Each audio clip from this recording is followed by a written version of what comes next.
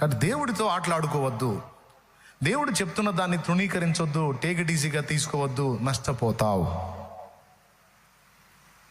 Right? నమ్మి బాప్తిజం పొందు వాడు రక్షింపబడను, నమ్మని వానికి యేసయ్యే చెప్పాడు మార్కు సువార్త 16:16 శిక్షలోకి వెళ్ళిపోతాడు బాబు అని. నాకు శిక్ష వద్దు, రక్షణ కావాలంటే నువ్వు ఖచ్చితంగా బాప్తిస్మం పొందాలి. క్లియర్గా చెప్పా. అంతటితో అయిపోలా. బాప్తిస్మము పొందినవాడు తప్పనిసరిగా ప్రభువు యొక్క శరీర రక్తములలో చెయ్యి వేయాలి. ఇది రెండవ కీలకమైన విషయం. ప్రభు యొక్క శరీర రక్తాలలో ఒకడు చెయ్యి వేయకపోతే, బాగా వినండి, బాప్తిస్మం పొందుతారు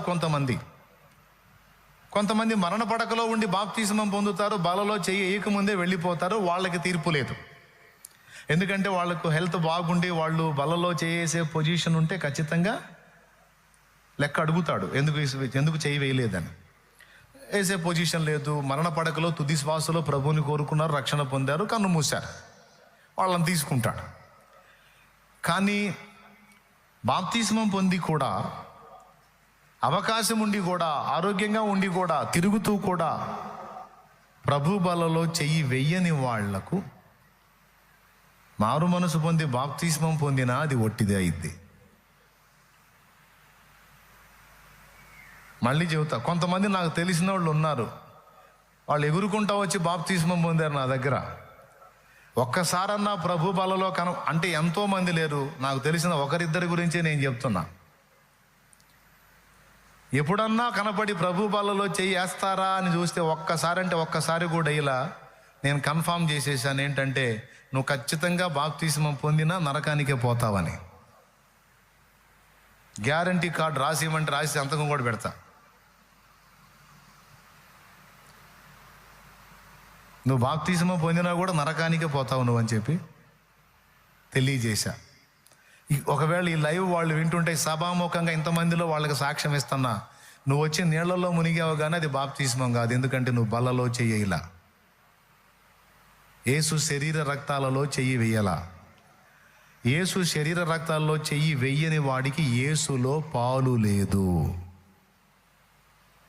యేసులో భాగము లేదు.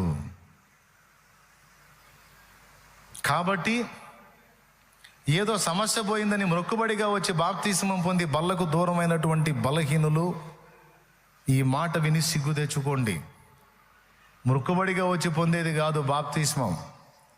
బ్రతుకు మార్చుకొని దేవుని వైపు తిరిగి పాప క్షమాపణ నిమిత్తం నిత్య జీవార్థమై పొందేది బాప్తిస్మం.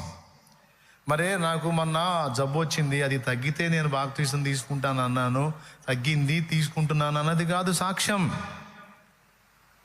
యేసు నా ప్రభు, నా పాపముల కొరకై చనిపోయి తిరిగి లేచాడు. ఆయన రక్తంలో నా పాపాలన్నీ కడిగేసుకొని ఆయన బిడ్డగా ఆయన శరీర రక్తాలలో పాలివాడనై పాలిదాననై నేను ఆయన సొత్తు కావాలనే రక్షణకు వచ్చాను, బాప్తిస్మానికి వచ్చానని సిద్ధపడి రావాలి. అందరికీ సౌండ్ వినపడుతుంది కదా? ఒకసారి 2 చేతులు ఎత్తి స్తోత్రం చెప్పండి. జాగ్రత్తగా వినండి. ప్రభు బలలో చెయ్యి వెయ్యని వాడు అంత్య దినమున లేవడు. ముందే చెప్పాను, అనుకూలత లేకపోతే ఎగ్జామ్షన్ ఉంది. మరణ పడకలో ఉండి నువ్వు చెయ్యి వేయకపోతే నీకు ఎగ్జామ్షన్ ఉంది, అవకాశం ఉంది. కానీ నువ్వు ఆరోగ్యంగా ఉండి ప్రశాంతంగా తిరుగుతూ కూడా ప్రభు బలలో చెయ్యి వెయ్యకుండా జస్ట్ బాప్తిస్మ మాత్రం పొంది ఉండి అంతటితో నువ్వు ఆగిపోతే మాత్రం ఖచ్చితంగా శిక్షలోకి వెళ్తావు. నీ బాప్తిస్మం జస్ట్ నీటి స్నానం అయితే కానీ బాప్తిస్మము కాజాలదు.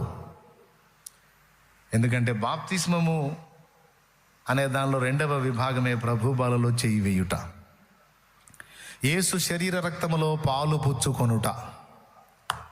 అది యోహాను సువార్త 6వ అధ్యాయము. ఒక్కసారి చూడండి, బైబిల్ ఉన్న వాళ్ళు తీసి యోహాను సువార్త 6వ అధ్యాయం 53. మీరు బాగా నేర్చుకోండి, తెలియని వాళ్ళకి నేర్పించండి ఈ విషయాలు. 53వ వచనం. ఇందాక ఏబు గ్రంథంలో పరిస్థితులకు దేవుని సమాధానం చెప్పా. కష్టాలు, కన్నీళ్లు, బాధలు, ఇరుకులు, ఇబ్బందులు, అప్పులు, తిప్పులు అని వచ్చారా? మరి వాటి విషయంలో దేవుని సమాధానం వచ్చింది ఇందాక. తెలియవా దేవుడికి? సీతాకోక చిలుక మీద,